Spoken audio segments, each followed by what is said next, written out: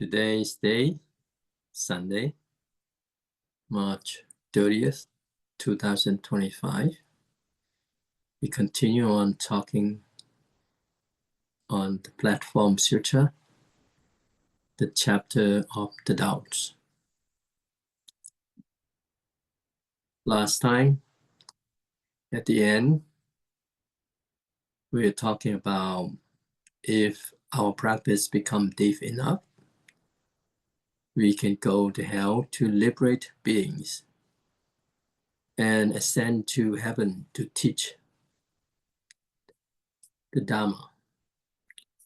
We won't go to heaven to enjoy blessings, nor will we go to hell to suffer. We will go there to help others. But if our practice is not yet at that level, it's best to stay in the human world for now and cultivate further. And that was ended on February 23rd, 2025. Now let's continue. So what are the three poisons?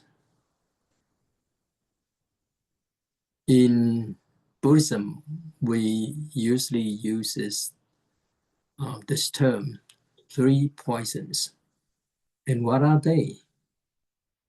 Well, they are greed, hatred, and ignorance, which is mainly the three main vexations that we should know very clearly what they are. Now, greed refers to desire, wanting more even when you already have enough. And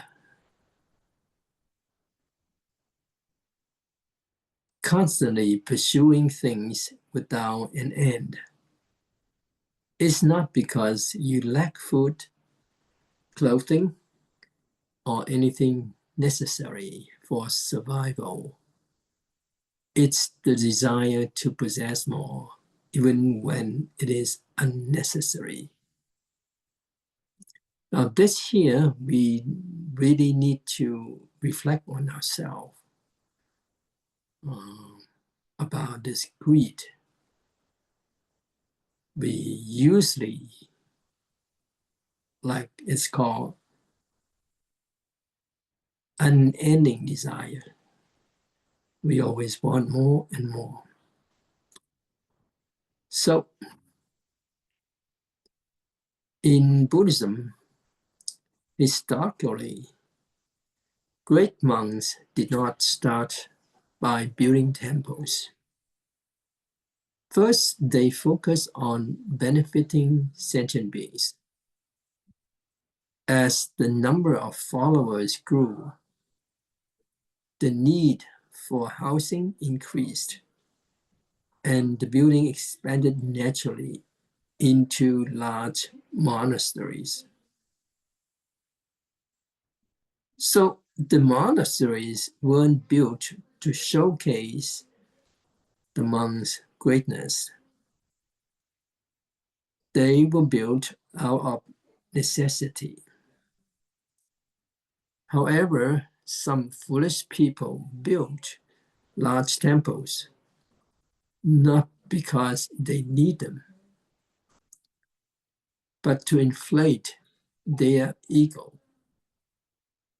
It is like blowing up a balloon or a frog puffing up its belly, exhausting themselves in the process. And this is greed and ignorance.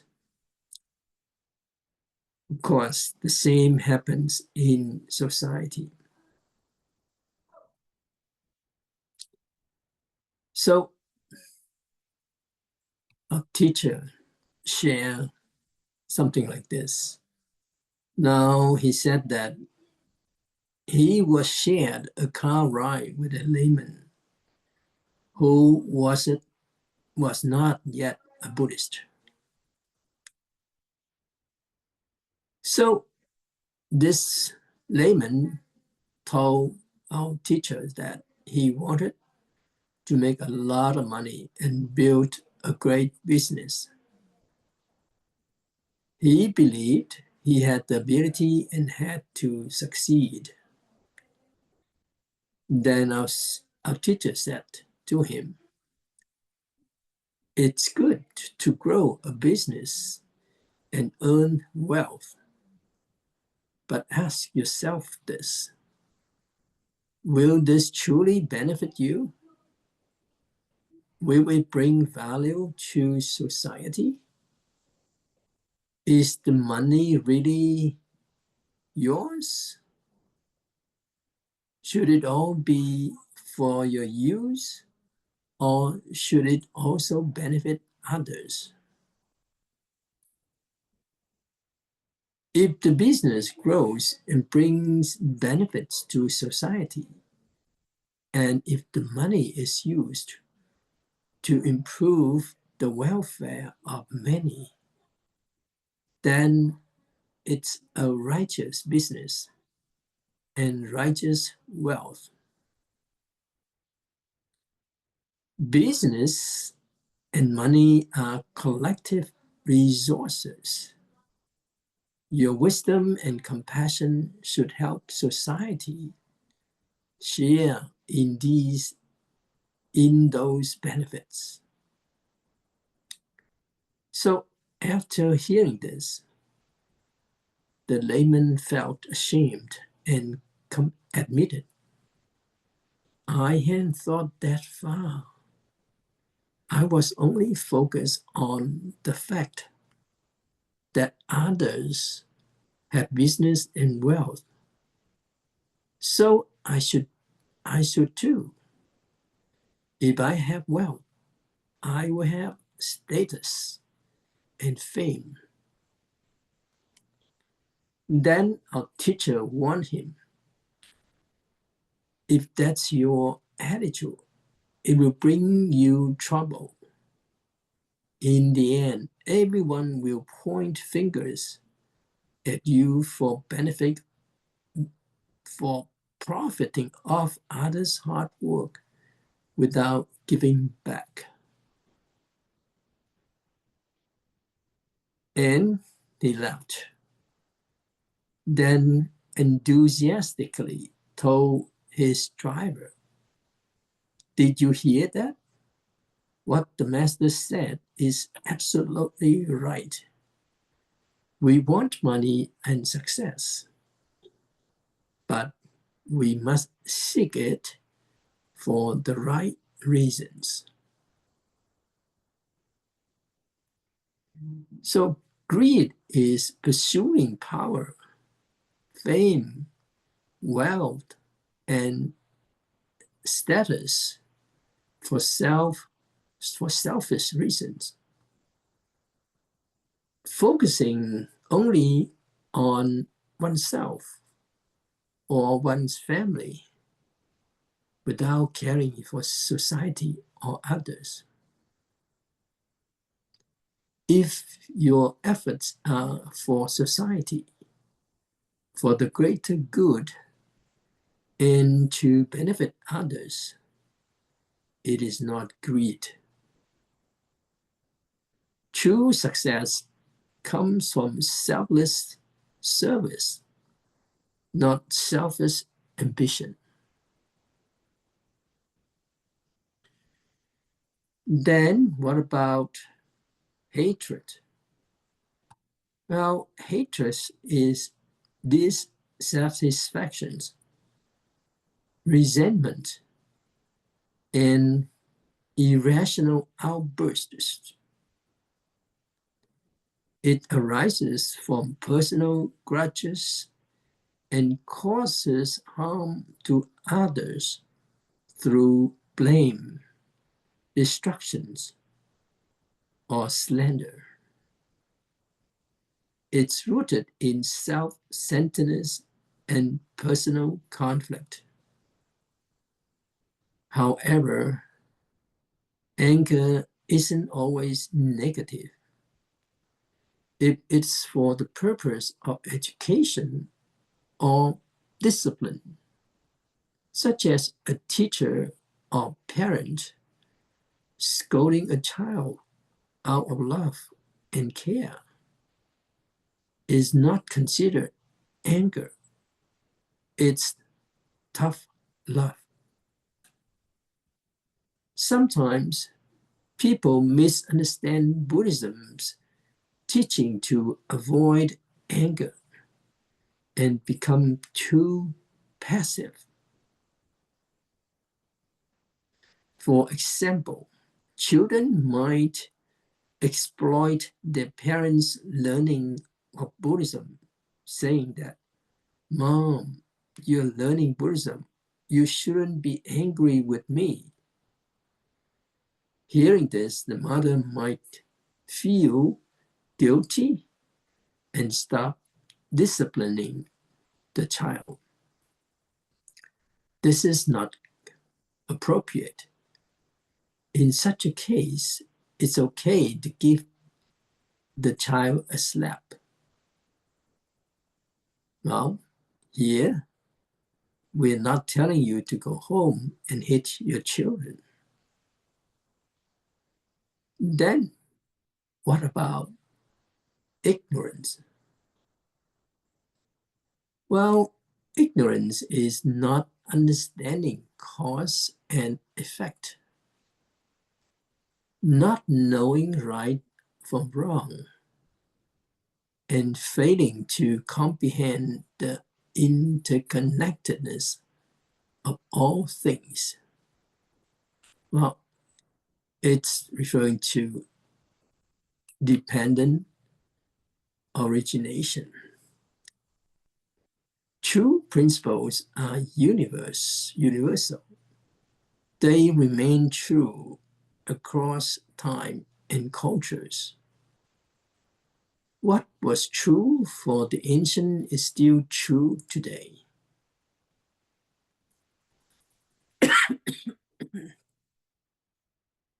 A true principle is not a cultural custom, but something that applies to everyone, everywhere.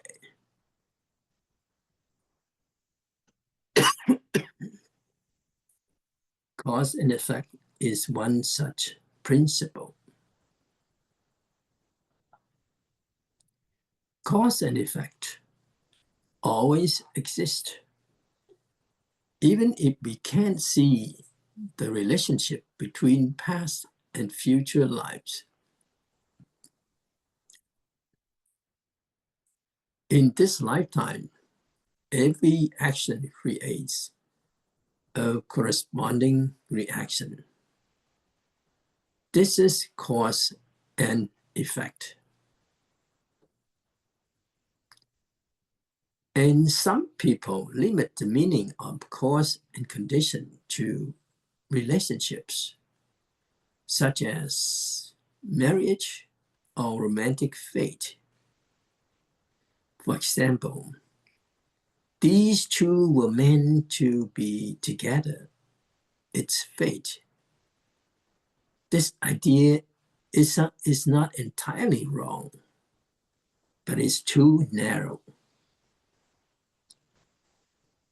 Cause and conditions refer to all phenomena, how they arise, change, and dissolve. Everything happens according to the cause and conditions. Many of us act out of ignorance without realizing it. For example, when something bad happens, such as falling ill or experiencing misfortune, some people blame the heavens. Why me? Why not someone else? Why am I so unlucky? This attitude reflects a lack of understanding of cause and effect. Even children born to the same parents can have different talents, health, and futures. It's like the 5 fingers on a hand. Some are long, some are short, some thick, some thin. Each has its reason for being the way it is. A pinky finger or a baby finger shouldn't complain about not being the middle finger.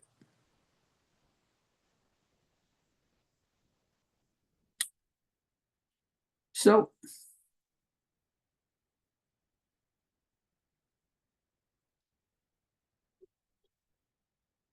certain practice that we should use, say for example, if when we are talking and all of a sudden the the voice is not transmitting to the other side, seems like some kind of blockage there. So should I say something like this? Why is it so unfair? Why is this happening?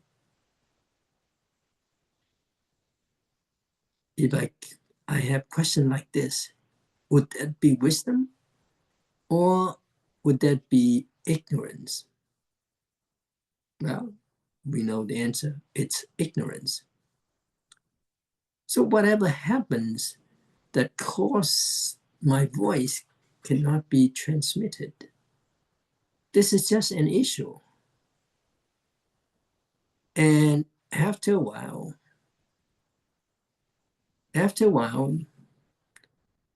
the voice will return. And this is a thing that happens very often in our daily life. There are certain reasons that cause the voice cannot be transmitted. But if we recognizing this through dependent origination, it will help us respond with understanding instead of frustration.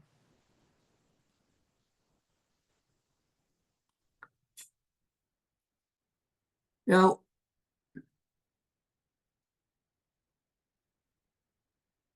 if I'm talking and all of a sudden there's some malfunction in the machine, and then I thought, should we just let it keep malfunctioning? No, of course not. We had to repair it. This is called dependent on conditions. The malfunction happened due to certain conditions, and improving the situation is also depends on conditions.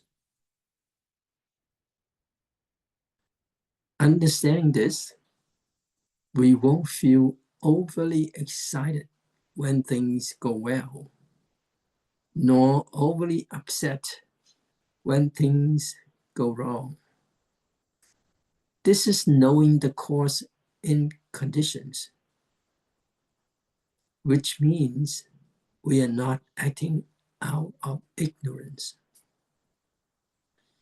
Otherwise, when we encounter difficulties, we get angry. That is ignorance.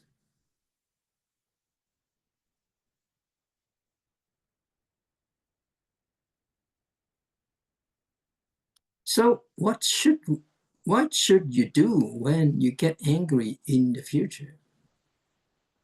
Then you reflect on yourself, saying that, oh, I'm so ignorant. Reflect on what you have learned, and you feel ashamed of your anger.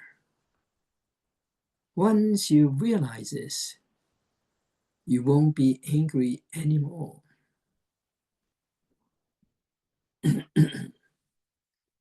Then what about the self-nature?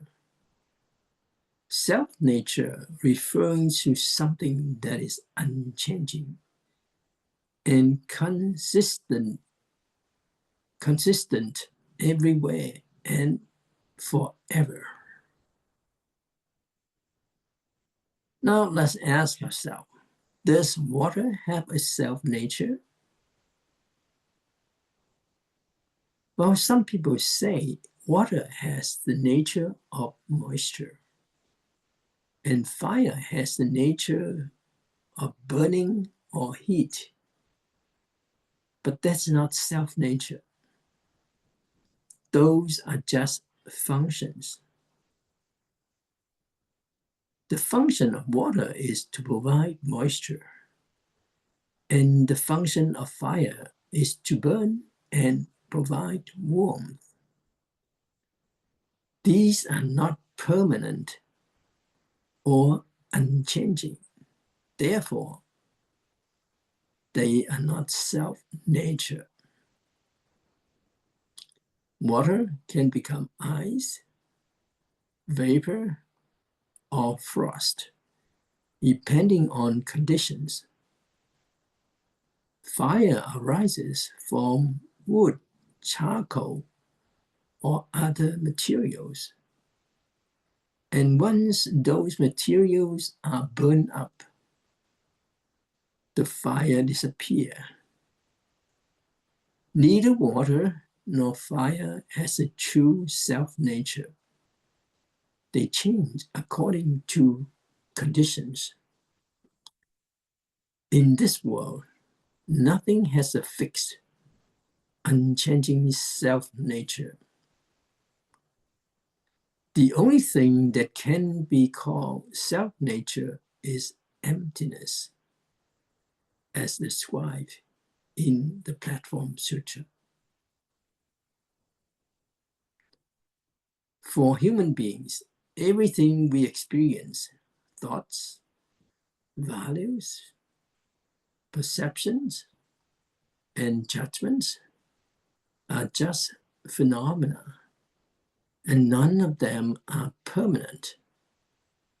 Since they are impermanent, they cannot be called self-nature. Self-nature is emptiness, meaning that everything arises from emptiness and ultimately return to emptiness. Emptiness doesn't obstruct the existence of phenomena. Rather, it allows all phenomena to exist. True self-nature is emptiness because emptiness is flexible and free. Some people believe that a person's nature is inherently evil and cannot be changed. Others believe that a person is only suited for certain environments or jobs and cannot adapt to anything else. However, if you understand that self-nature is emptiness, you will see that every person has flexibility and adaptability. We can reshape ourselves and adapt to the needs of society and our environment. Every one of us has this potential. If you truly believe that no one has an unchanging, fixed nature, then the idea that a person is only suited for one thing becomes an unreasonable and rigid belief. In Buddhism, having no fixed self-nature is the true self-nature.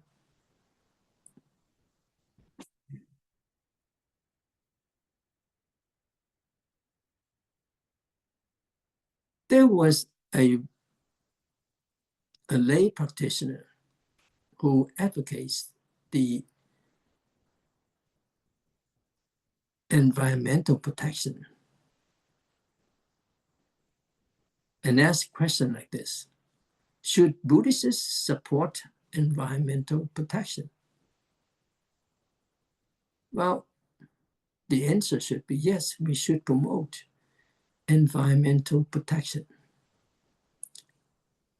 Human activities have caused great harm to the environment, and it is our responsibility to protect and preserve the environment, which is our living space.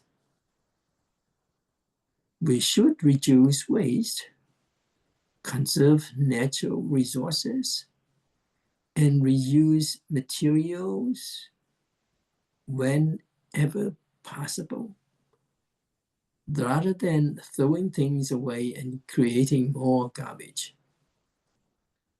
By wasting less, we protect the natural environment, the trees, water, grass, and forests.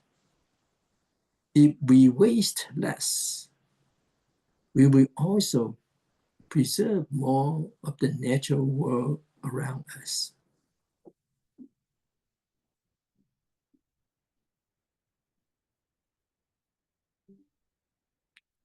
So this idea should be promoted.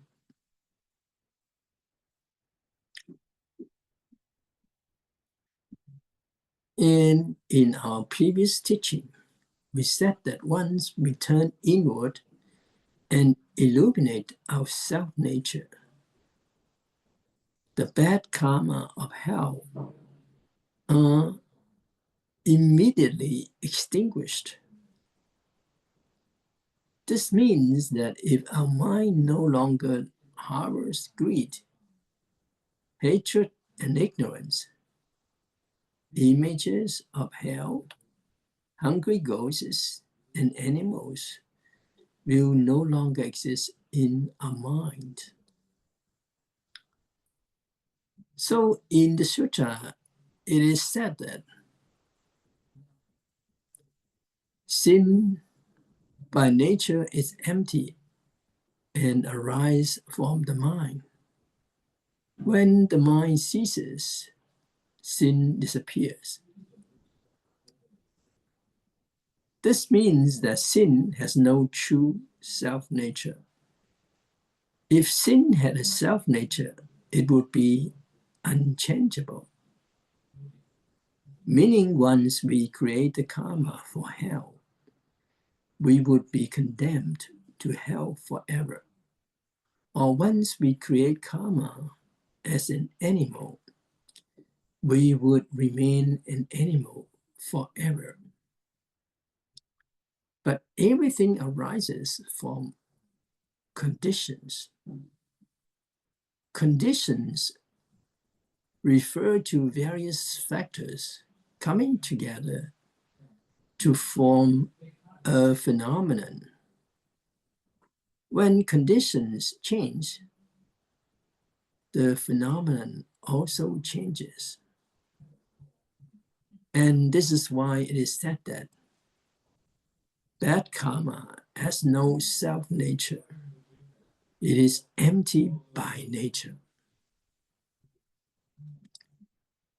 Thus, if our mind becomes empty, the bad karma also disappear.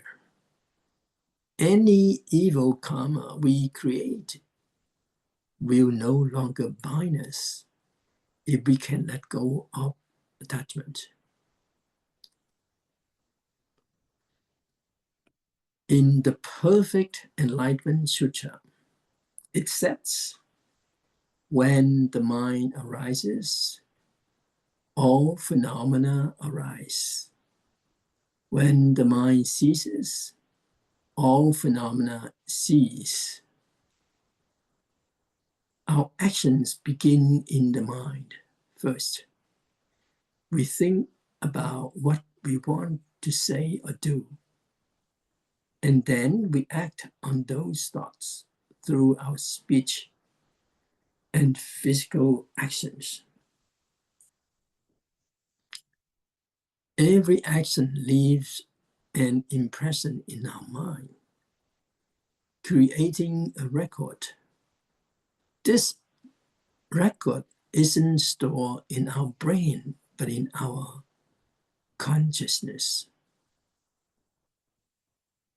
The core element that continues through birth and death. Think of it as a storage system for all the good and bad actions we have committed in our current and past lives. These records shape our karma and future results.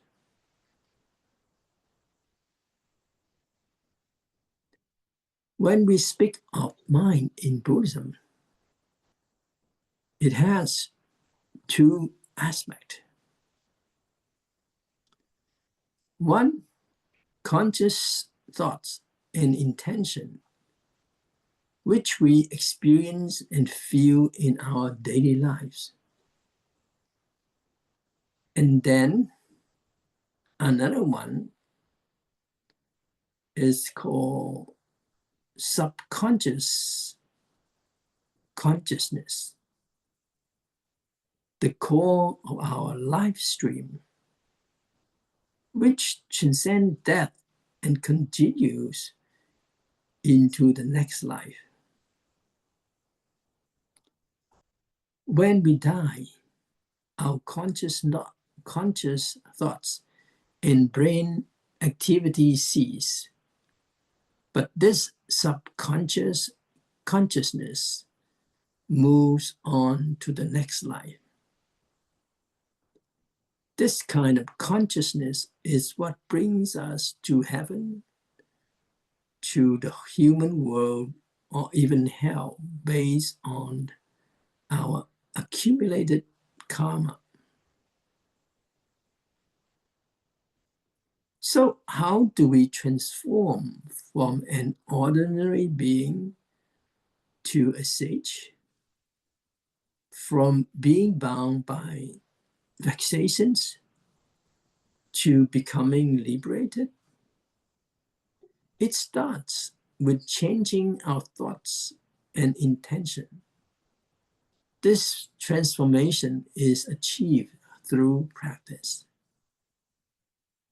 Changing our ideas help, but without practice, the effect is weak.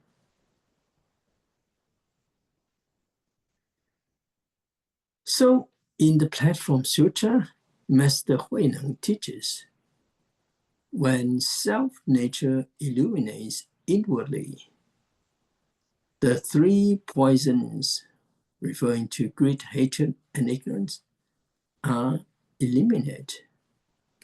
It sounds easy, doesn't it? Just look inward and observe the emptiness of your self-nature, and your vexations will be gone. But is it really that simple? Try looking inward. Can you directly perceive emptiness? It's not easy. If you can truly see emptiness, that is called awakening, or seeing one's true nature in Chan Buddhism. Self-nature is emptiness. When you see your self-nature, you realize that it is empty and free of attachment. At that point, there's no ego, no self-centered judgment, and no fixations.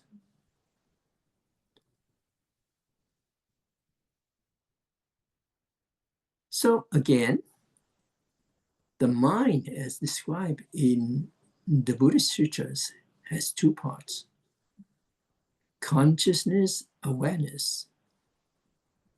The thoughts and intentions we can perceive and experience.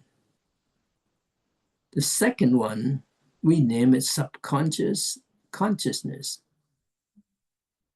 That is the deeper core that records and carries our karma through lifetime.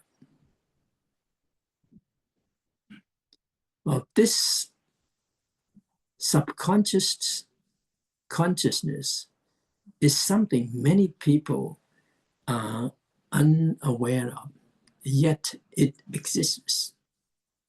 Without it, there would be no basis for the continuity of past, present, and future lives. When someone dies, what moves on to the next existence? Not their memories or thoughts, but their subconscious consciousness.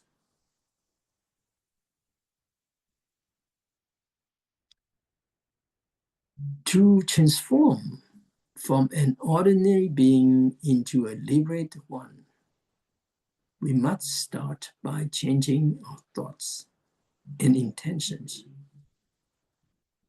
This transformation requires practice. Simply having the right ideas is helpful, but not enough. Master Huineng's teaching may sound easy. Look inward and observe your self-nature, and the three poisons will disappear. But in reality, it's challenging. When you look inward, can you really see emptiness? If you can't, that is awakening. In Chan Buddhism, this experience is called seeing one's true nature. Self-nature is emptiness. When you see your self-nature and its emptiness, you transcend ego and attachment, entering a state of free-flowing wisdom without fixations.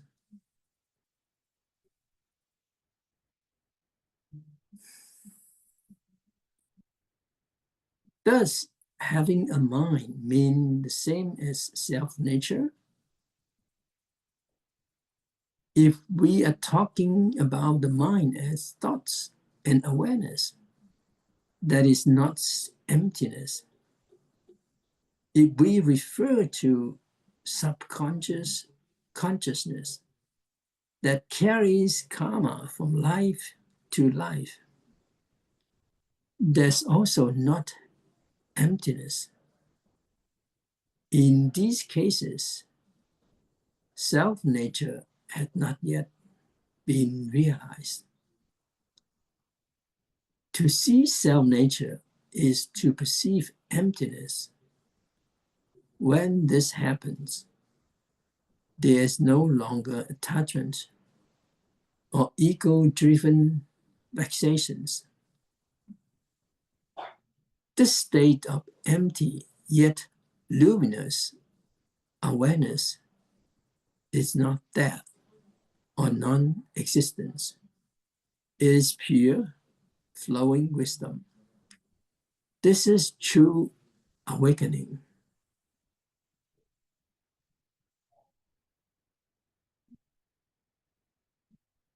To understanding emptiness is difficult, but it's also wonderful. Many people fear emptiness because they misunderstanding it. But emptiness is not nothingness. It is the freedom and potential for all things.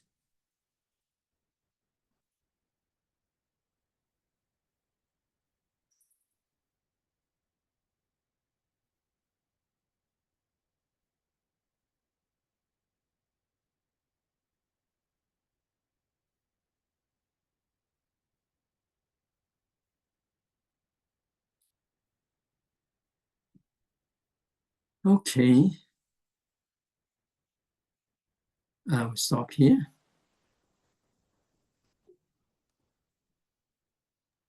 Well,